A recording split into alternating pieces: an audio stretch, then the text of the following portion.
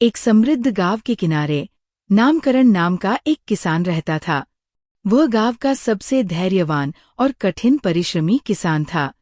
नामकरण के पास एक छोटा सा खेत था, जिसमें वह अपने सभी प्रयासों के बावजूद अपनी फसलों को लहलहाते हुए नहीं देख पाया था। एक शाम जब वो उदास मन से अपने सूखे खेतों को देख रहा था, तभी एक रहस्यमयी साधु उसके खेत के पास से गुजरा। साधु को नामकरण की कठिनाई का आभास हो गया और उसने नामकरण को एक मंत्र दिया, जिसे रोज खेत में जाकर 3 बार दोहराने की सलाह दी। साधु ने कहा, इस मंत्र के प्रभाव से तुम्हारे खेत में अद्भुत फसल उगेगी। बस तुम्हें धैर्य रखना होगा और मंत्र में विश्वास बनाए रखना होगा। नामकरण ने साधु के निर्देशों का पालन किया और उसके बताए मंत्र को नियमित रूप से जपने लगा।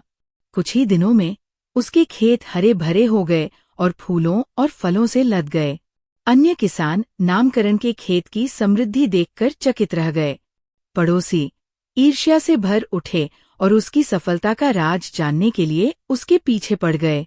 नामकरण ने किसी को भी साधु के मंत्र और अपने प्रयासों के बारे में नहीं बताया, लेकिन सफलता के अहंकार में वह मंत्र जपना भूल गया। उसके खेत फिर से सूखने लगे और उसे अपनी गलती का एहसास हुआ।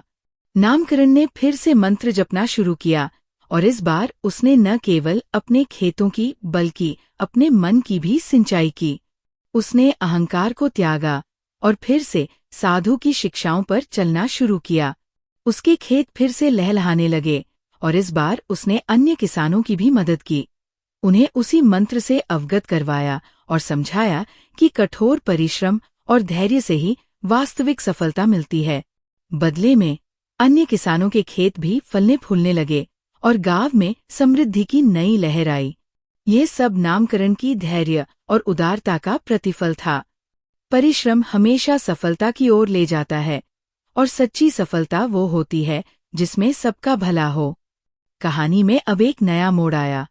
नामकरण द्वारा सिखाए गए मंत्र का जादू गांव के हर खेत में चलने लगा था। गांव में समृद्धि का सैलाब आ गया, लेकिन जैसा कि हमेशा होता है, सफलता ईर्ष्या को जन्म देती है। आस पड़ोस के गांवों के लोग जब इस गांव की समृद्धि की चर्चा सुनने लगे, उन्हें लगने लगा कि शायद ये गांव कुछ जादू टोने से इतना समृद्ध हो रहा है। ऐसे में एक लोभी साहूकार, जिसका नाम लोभधन था, उस गांव में आया और नामकरण से मिलकर उस मंत्र के विषय में जानने की कोशिश की। नामकरण ने शुरू में तो उसे मंत्र नहीं बताया, लेकिन लोभधन ने अपनी चालाकी से उसे जाल में फंसा लिया और अंततः मंत्र प्राप्त कर लिया।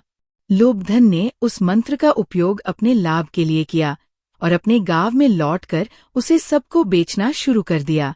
अपने गांव के लोगों ने बिना सोचे समझे उस मंत्र को खरीदा और अपने खेतों में उपयोग किया, लेकिन किसी के खेत में बदलाव नहीं आया।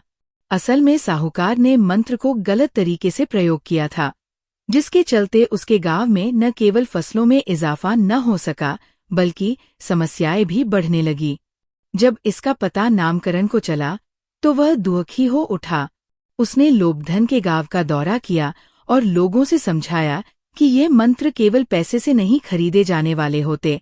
उनके प्रति सच्ची श्रद्धा और समर्पण होना चाहिए। गांव वालों ने नामकरण के प्रयासों और उसके विचार की सराहना की और लोभधन से वापस अपने पैसे वसूले।